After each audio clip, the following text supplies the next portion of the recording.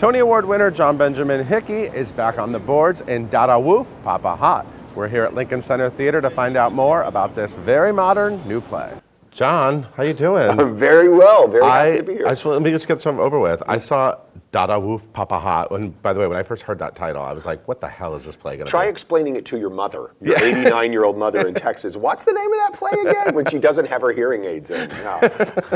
But now I totally get what it means. Once you see the show, you totally understand what it means. Yes. It's a weird title, but it's a cool title. Yeah. But I love the play. The play is like one of the most... It's a play. It's stuck with me. I saw it like a week ago, and I feel like it's just going to stay with me. It's really thrilled to hear that. Yeah, it really stayed with me. The first time I read it, probably 2 years ago now, I did a reading of it here at Lincoln Center, and it haunted me, and it scared me a little bit. It also made me laugh and made me emotional. It's a play about a gay married couple, right. Two men who you and Patrick Breen, the brilliant Patrick Breen, both of us in our late 40s, early 50s, later in life parents. Undefined, they don't say undefined, yes. Later in life parents, and our small daughter, 4-year-old daughter, is in preschool, and we become friends with other gay parents, and we also have our straight best friends who are struggling with parenthood in New York City. And it's all about sort of how, as gay men, as straight people, we all sort of, and as parents, we sort of remarkably find ourselves at this moment in the same boat, with the same issues. And as somebody who came up in New York City doing plays with a lot of gay themes, most of them about the AIDS crisis, of course, in the early 90s, and all of the politics and The Normal Heart with the last play. Won a Tony for The Normal Heart. Yes, congratulations. Have to drop that in. But this play was about assimilation. All of those issues were not being dealt with. It was this issue of like, oh, we're all sort of in the same position now, and what do we do with that? And I just found it remarkable that, like, oh, this is where we are now, and it made me very, very excited about this play and want to jump on board. When I thought, it's funny, like when gay marriage passed, right? I mean, everyone started making the joke, like, oh, we'll get ready for like gay divorce court. Like, now, not gay marriage is now here. Now we have gay divorce. That's a really good idea for a show. It'd be an amazing show, and we should just talk after this and produce it because somebody will. But it made me think the same thing. Like, oh, now here we go. Like, now that gay parenting is a thing, now there's a play like this which is really exposing gay relationships, and when you add the parenting element to gay relationships, I mean, this play gets really kind of deep and personal into the lives of like gay men and gay relationships. And my character, Alan, is struggling with a little bit of an identity crisis. He was a guy who, when he was coming out in the early 80s, wanted to be faithful and monogamous. It's not like he was this kind of a tomcat. And then he got it, but he never knew he would be able to get married and become a parent. And that, because he didn't really bargain for that, he finds himself at this kind of strange existential crossroads. And I think in some ways, thematically, the play is about, the letting go of self, which, not being a parent myself, of course, I'm foremost authority on all things parental. But parenting is about letting go of the self, because it's sort of no longer about you. And as a gay man, it's no longer about the self, about the gym, about all that time we had to pay attention to ourselves. It's about somebody else now, this little person who lives with you. And my character struggles with letting go of his own childhood, as it were. And I think anybody can relate to that. Straight, gay, it's having a kid, you make a lot of sacrifices in order to continue the circle of life. I'm quoting both The Lion King, and I also want to quote Baby, too, that great musical.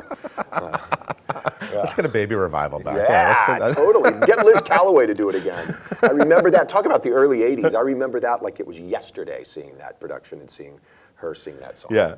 It's amazing that you've been an openly gay actor for a very long time, and it's amazing that you've been able to keep finding these great roles. I mean, you do obviously a lot of straight roles too, but you're able to sort of take this gay journey, like you said, like Love, Valor, Compassion, The Normal Heart. Yeah. You've been able to sort of like do all these really great works about it. Olivia Williams' husband on my television show Manhattan, on Manhattan, and playing Cate Blanchett's husband in this movie Truth That's Out. I may be going straight. I don't know. That's it? Okay, this is the last one. If there's any last two people who can do it, it's those two women. I've been very fortunate. I came up in New York City, as I said, And I didn't really struggle with any of that. A, I was a character actor, and B, I wanted to go where all the cool kids were. And the cool kids, to me, were Tony Kushner and Craig Lucas and Robbie Bates, Terrence McNally, Paula Vogel. All of them happened to be gay and were just writing plays that I guess spoke to me personally, but more, they were just really, really great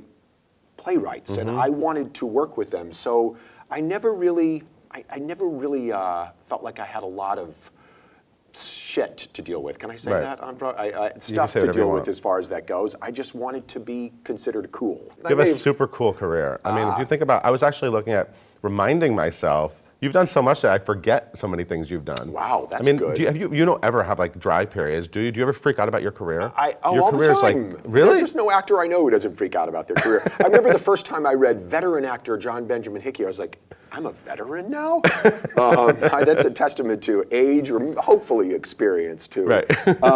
Yeah, no, it's a good thing in your career when you're like, when you're doing your bio and you're like, somebody reminds you of something you were in. You're like, oh my God, that's right, I was in that. Yeah. So, another thing that we can work on in addition to our gay divorce court show and the revival of Baby, this is a really productive meeting. We're so doing both of those. We also could create like a 6 Degrees of John Benjamin Hickey card game. Oh, I mean, if you look at your career, it's crazy. Is that a thing? Is that a party trick? Is that a party game you play, or is this? Yes. Do you ever sit with all your friends and like say like, throw out an actor and let's figure out how many degrees they are from me? I know. I could out bacon, although all roads lead I think you could out bacon these days. Kevin, as far as that goes. What a great game to have named, created for yourself. Yes, there's a lot of 6 Degrees in my life, and the more you work in this business, the smaller and smaller the business becomes. Right. You sort of know everybody, you sort of have worked with everybody, and it's a really wonderful feeling. Is there anyone you're still dying to work with, or a TV show you still want to be on? Because I feel like you've been on all of them. Wow, that's a good question. Come on, dream big. It's on camera. Dream big. You know what I would love to do? I would just love to catch up on everything one of these days. I'm on a wonderful television show, so I don't, Yeah, I want to talk about that. So first of all, what does WGN mean? That's the name of the network, right? I think WGN may stand for World's Greatest Network. I love that you don't know. That's amazing. Season 2 just started, and it's well, congratulations. Fantastic. Yeah, you're the lead. Great job. I play one of the architects of the world's first atomic bomb. And talk about a stretch. I mean, this is someone who knew nothing about theoretical nuclear physics. Are you super smart on set, though? I act smart, and if you You're a good actor. Smart, You're a good they actor. will follow. Some of them will. But yeah, television is such a a gold rush. It's such a every season. New frontiers get discovered, and now you're at a dinner party or something, and somebody says, "Oh my God, you have to see this new show."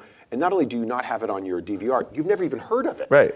So getting to be a part of that on some level is really, really exciting. So you want people to check out Manhattan? Yes, please check out Manhattan. Catch up, binge. And WGN is a superstation out of Chicago. That much I know about it. But it's easy enough to find. You just got to Google it. Right. Google you can find everything. it. You can find it.